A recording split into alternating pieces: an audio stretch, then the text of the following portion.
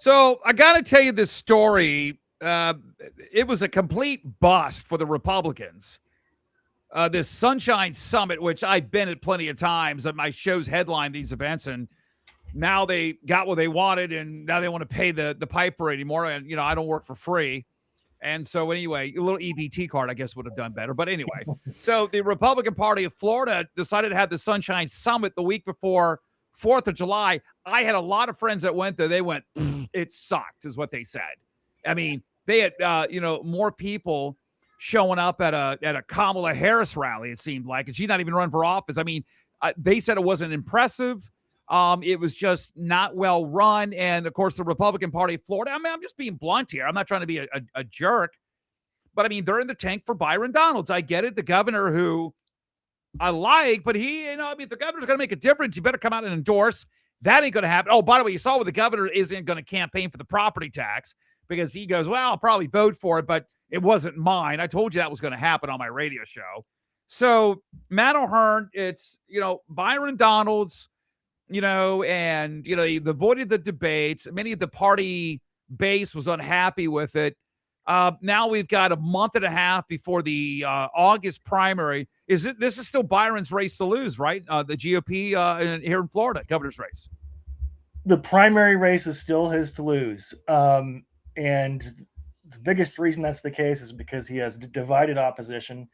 Right. And I think if Renner and or Collins were to drop out and it was just Donalds and Fishback or some combination where he was head-to-head versus... I think Donalds would beat Fishback. If it was Donalds and Renner or Donalds and Collins, I think it'd be a different story. And ultimately, he's going to win the primary, okay? But the problem with all this is the bigger picture of the general. And if you look at how he's polling in this primary, essentially half of the Republicans are saying, we don't really like this guy.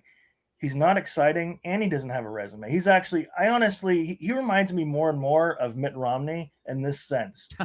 He's not getting anyone excited. But you know what? Even Romney had an impressive executive resume. No one could deny. So people still got on board, but they were kind of reluctant. You think Democrats can win this state?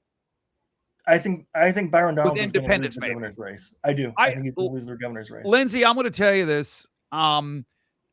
There's a perfect storm in Florida. You've got a property tax discussion. Some group's going to support it. Some may not. I don't know if it gets to 60%.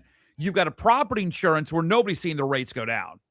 And if they do, it's like that. They're not even going down after going up by 30%. Your car insurance is going down. Okay. But I think people are like, dude, we're getting priced out. You got a lot of these homes that are wealthy that are getting priced out. They're not happy with the way things. I mean, because we were told if we pass this property insurance, let's go screw around with the trial lobby. We're going to go after them and insurance rates, and we haven't seen it, which they claim it was going to happen. And the only way in my world is to drop, property insurance rates is to bring more companies in.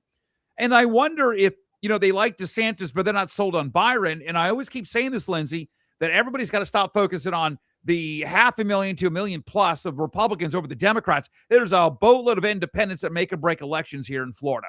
How do you see it right now, Lindsay? Yeah, I mean, the independents definitely will help one way or the other. I think a lot of people are just really jaded after the last presidential election. I don't know if we're going to see the turn. I mean, you never see turnout like it is in the general, like when you're talking about midterms. So I don't think that we're going to have a lot of excitement, at least on the Republican side, only because there haven't been. I mean, when DeSantis first ran, I mean, I remember seeing all the candidates up on stage and they all had a really great discussion. And to me, it doesn't matter what you're polling. I mean, obviously, Byron is way ahead of everybody else on the Republican side. However, I think it's actually a really good thing to talk to voters about what you believe and be able to ask in this open forum like that. I think that's part of being an American. I don't understand. Donalds doesn't want to talk. No, he doesn't. He talks. Because the non-talking Byron is more entertaining. I mean, my goodness, you put him and Jolly in a room. I just turned the channel. They're both not in this again. I like where Byron, some of his votes have been. Jolly's now, I mean, he's trying to play the moderate, and he's talking about creating a state sovereign fund to take like 60-70% of the cost of some of the property insurance. And the point that I'm getting at Is it, well, got climate change problems. Not even Democrats are talking about that anymore. You put Byron and Donalds in a room for a debate, I almost will turn on an episode of Bob, what's his name, Ross, and painting something on NPR. He'll put me to sleep much better. Bob Ross. I like Bob Ross. He was the best. But those two guys just bore me, Matt. I was telling you, they're not going to excite anybody. Well, and the thing is, voters want stability, and if that means they pick a boring Democrat over a Republican who's beholden to, big donors and data centers, they're going to go with boring David Jolly. Do you think he used to be a Republican, so he even has things in his record he can point to moderates and does David Jolly pick Gwen Graham, former governor's daughter?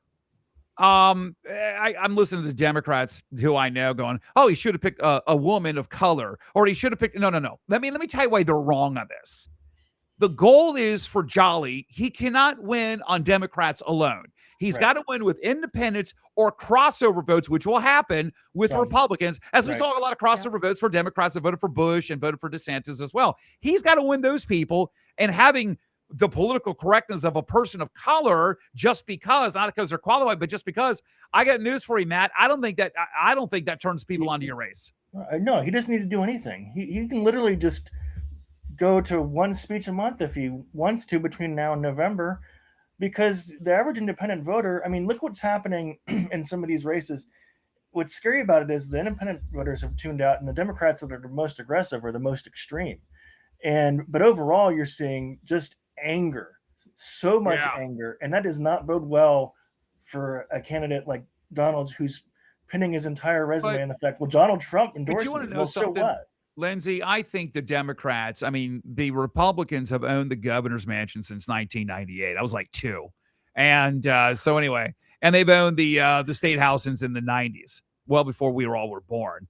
But when you look at it, I don't think the far left is going to get ticked off at David Jolly. I'm going to tell you why. When Republicans want to win, I remember it used to be, the pro-choice crowd didn't like the pro-life crowd because the pro-life crowd was extreme. But when it came to election day, they pretty much held their nose and voted for the pro-life individual, okay? I don't think the far left is going to sit back and go, oh, David Jolly isn't far. I think they want to win this state to send a message, and I think they'll vote for it. And I use this in air quotes, the moderate David Jolly. I think the Democrats. Yeah, you got it right. I can't imagine. This would be a huge win for the Democrats if they could do that, and this would be a test case for the entire country too. So I think that they have everything on this race, and they want David Jolly to win, and so they don't even care. They're like, whoever has the D beside their name, they're going to vote for, because they have an axe to grind. Republicans have been in charge. They've been the super majority for so many years now. And so they feel like this is their time. I think it's very telling too, that the governor hasn't endorsed any Republican. I think that could make or break anybody in this race on the Republican side, but he's going to stay out of it. And I kind of don't blame him. And I think that's helped Donalds indirectly, because I'm sure that both Collins and Renner were sitting there hoping and waiting for that endorsement to come, and it never came. Meanwhile, had DeSantis done that much earlier, a month ago, the opposing choice to Donalds, whoever he picked, would have, got a lot of momentum. But the other guy would have dropped out, and Donalds would have been in a real tight spot. I was at Republican dinners last year when he appointed Collins. And the governor, it was always a rumor, maybe the governor won't finish his term because he's got to make a living, and I get it. And I wanted Casey to run. I'm a big Casey rumor he was going to take the Pentagon job. Yeah, it was Collins this, Collins that. I'm like, dude, I thought he was drinking Tom Collins instead of promoting Jay Collins. But anyway, a little booze for some of you, which I don't drink. Tom Collins supposed to be a refreshing drink. Ask Lindsay, she'd know. But anyway, I'm joking, Lindsay, you know that. But no, but last year, remember, we were talking about this. He's out there, if I need to step down, we got somebody like Jay Collins. And then, I don't want to divulge all this. I know what happened. But anyway, and then coming around November, December, DeSantis, who I love, is out there going, well, I may not endorse anybody. Yeah, wait, you were happy about Collins 6 months earlier. What changed? I kind of, after the election, I'll give you the lowdown. It's not because he doesn't. By the way, I don't give a flip what other radio hosts. It's not because he doesn't tick off all the Trump people. I know a lot of Trump people that are not behind Byron Donalds. I'll tell you that right now. But there's so much opposition it's to Donalds. There's so and by much the way, opposition to Donalds that I see, not just online but here. I'm not kidding. I can think of one Republican operative who's excited about Donalds. One. that's the one getting paid. Right. Well, he's not getting, and we both know him, but there's no one else. There's no one else when you talk to them. You know what races I'm going to be entertaining? Debbie Wasserman Schultz, she is what she is. I'm not really the biggest fan of Debbie. She is in a battle for that new district. Yeah. And there's like a few black individuals running in that race, and the Congressional Black Caucus, which she has done stuff with, aren't even getting near Debbie Wasserman Schultz. So you know what? Just for entertainment's sake, I wouldn't mind seeing if one of the more liberal ones here, Lindsay, defeats her. I mean, it's kind of entertaining. Oh yeah. I mean, I just those kind of races, I just sit back and watch with some popcorn and a Coca-Cola in my hand, because they are very entertaining to see who can out left each other. Those are really entertaining. What does Fishback do over the next month? He just likes going after using the whole gaslighting the race issue. What does he do with Donalds over the next month? Well, he's going to throw everything but the kitchen sink. He has to try and get higher in the polls, and he's done a pretty good job getting attention. Do you think he's really up? You don't think those are like off polls? You think he's? I bet he gets about 10% of the Republican vote, but not 30. That's the whole problem. Is he has the Ron Paul wing of the party, and there's nothing wrong with that wing, but that's not the Reagan Bush conservative part of the party. I will say this: that the discussion about undecided is the more popular individual in the GOP primary. And here's the thing, real quick, is that there's like 50%. But even if there's 50% that doesn't want Donalds as of now, that doesn't translate into a Donalds loss. If you split that up between four people, Donalds still wins. If they're apathetic, though, it does. And a lot of them are going to be apathetic. The math doesn't show. No, that's what I think. Donalds is still going to win, even if he took all the other votes out there. So, yeah, he'll win the primary. I don't think there's any question. Yeah, I'm just.